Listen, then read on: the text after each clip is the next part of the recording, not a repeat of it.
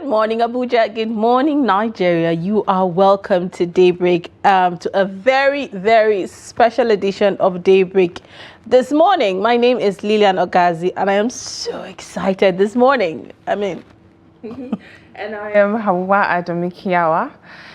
It is definitely a very special edition of Daybreak.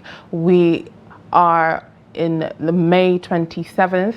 We're celebrating Children's Day, and we have a special guest for this occasion joining us in the studio today. We have Benedicta from Shining Star College. Good morning. And Aisha Azeez from Great Heights Academy. Good morning. So good to have you join us this beautiful morning. Like Hauwa said, today is Children's Day, and just like everybody across the country, Trust TV is joining in a special way to acknowledge and celebrate, the Nigerian child this morning. I love to call them the future. I love to call them the hope, the heartbeat of Nigeria. That bright eye, brilliant smile, intelligent question, wanting and having hopes for a better Nigeria. We're celebrating them today. Absolutely. And I believe that Children's Day is more than just a celebration. It's a reminder to every single one of us that everything we're putting in, all the efforts we're putting in, the Nigeria we're trying to build is for them. So we should keep thriving to provide opportunities, to protect the Nigerian child and give them the room to thrive against all odds. One thing I would want to do right now is hear from them and ask them, for example, Benedicta, what does Children's Day mean to you? For me, it's a special day to celebrate children. It's a day where we children we get to rest from school, from everything that comes with being a child, the homework, the notes, the lessons. Get to rest, get to take a break, get to go out, have fun, and just get yourself back together. That's one thing I like about Children's Day. Okay. Everybody celebrating you and all that. And what of you, Aisha? Benedicta said, have some rest, have some fun. What do you do on Children's Day? Me and my siblings normally go out. We spend quality time with each other. We go out to play fun games, or we go out to watch movies, or maybe just ice cream or a picnic. It's just a day to enjoy the company of each other and celebrate the joy of being kids together. The joy of being kids together, indeed. For me, the memory I have of Children's Day back then was white socks and canvas. Because going to the parade ground, right? Exactly. And I met a student this morning on my way, and I was like, why are you going to school this morning? I couldn't hide it. Like, aren't you supposed to be home? I said, no, we're going to the stadium. And it became a chore, that even though it was a celebration, but then it became kind of a chore because most of the children are at home, having fun. It's Children's Day, it's a celebration. But even though we're going somewhere, in an orderly manner and celebrating, it still feels kind of a chore because you have to be straightened up, you have to look good, as you said, white socks and white canvas. And it was funny to see the joy of it, despite the scorching sun. Yes, you still find yourself marching in the stadium. But that's all we're talking about today. Before we get onto that, we would have our kids take a look at some of the headlines we have this morning. Our junior anchors. Children's Day tackle bullying, prioritize rights, welfare, stakeholders urge government. And 42 killed in fresh attacks in Benue. And the next headline, we have Lagos to launch Building Code Urban Development Policy. And now we'll be moving into the full story. Lilian, take it away. All right, kicking off with the first story we have this morning. Still on Children's Day, as Nigeria joins in the celebration of this year's Children's Day, stakeholders have called on the government to prioritize the rights and welfare of children in the country. They emphasize the need to create a safe environment devoid of violence and bullying for children to evolve into resourceful, creative, and patriotic adults. The theme for this year's celebration is Little Footsteps, Big Future. Nigeria has a young population.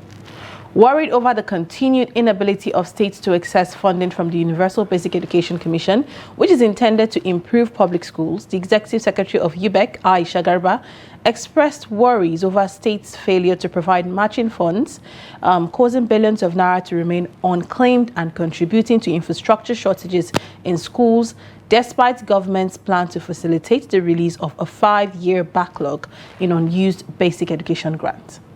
The group, at a meeting with the Minister of Women Affairs, Iman Suleiman Ibrahim, highlighted the challenges confronting Nigerian children, to include poverty, abuse, exploitation, lack of access to education and healthcare stigma, and social inclusion, and called for collective action to safeguard children's rights. Now, this was led by the Speaker of the Parliament, Progress Friday Umo. The group said it is time to move away from mere promises and give them protection, platforms, and power. We'll be asking a couple of questions to our young or junior anchors so that we can hear from them before they go, right?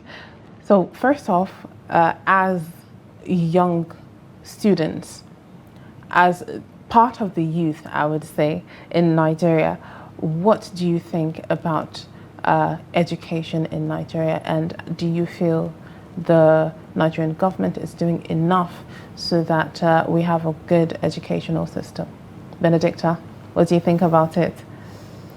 Well, in my opinion, I mean, I've heard that they're trying to ways to handle examination malpractice and all other vices, but I feel like my own issue is when it comes to those SS3 exams, the JAM, the WAEC, because now they want to put age restrictions. And from my point of view, I feel like if you want people to graduate at a certain age, you start from, let's say, the primary schools. You don't start from secondary schools, and then, because some of us aren't up to that age, and then some of us have to stay at home for 1 year, 2 years, which isn't really going to help the country, in my opinion. But I feel like the country is really they're making policies to help our education become something better for the youth in the past few years. Okay. Yeah. One more question to you, Benedicta, before we come to Aisha. Quickly, do you think, what do you want to be? What do you want to be in future? Do you think the curriculum you're having in school at this point in time would support the career path you want to do in the modern world today? I mean, the curriculum is helping me, but in the terms of it building me up for my career path, I won't say it's providing much support. Okay. In my opinion, because I want to be a businesswoman, and I'm going to study economics in the future. But for what I'm seeing now, I will still need to go for other programs of certificates before I'm able to get the appropriate knowledge and skills to own a proper business that would help the country, help people in the world. Indeed. All right, that's a good answer, actually. I would like to throw one question to Aisha. What do you think the Nigerian government could add into the educational system that would directly impact you, that would directly shine a light on your future? Because as they say, you're the future of tomorrow. Well, the point is, most students don't have quality education because they do not have enough teachers. You could see like a class of almost 150 students and one teacher trying to teach them while others at the back are not even listening to what the teacher is saying. And it's not like there are no qualified teachers to teach, but when government is paying salary, the economy is hard. I feel like the best solution is at least to increase their salary, because there are some teachers who actually do want to work, but their salary is not too encouraging. So they don't even take it seriously. Some come to classes late, or some don't even take the job, because everyone needs to feed, everyone needs to survive. So I feel like one of the best solutions the government could do to help fix the educational system in Nigeria is to increase the salary of teachers so that at least more students can be able to learn. Absolutely. That's a great one. Lilian, anything else? Yeah, I'd love to buttress back on what I asked Benedicta, and I'd love to get your thoughts on it. What is that one thing you want to study, and do you think the educational curriculum in Nigeria is supporting you enough in the realities of the world today? I want to be a psychologist. I want to study psychology, which is a 4-year course in university. and I'm a science student too.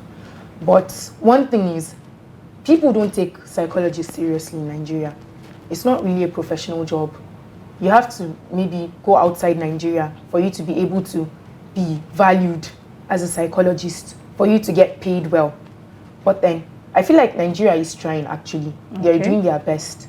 But I feel like psychology is not something Nigeria actually takes seriously, especially with the fact that it's a 4-year course.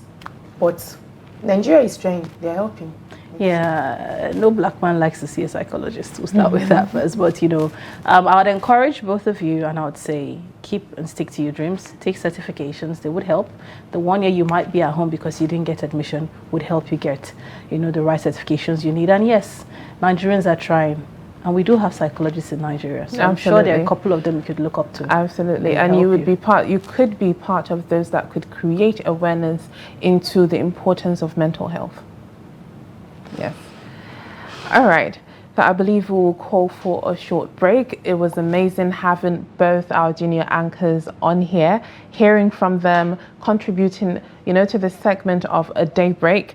And Benedicta, Aisha, it was amazing having you here. It's a pleasure to be here.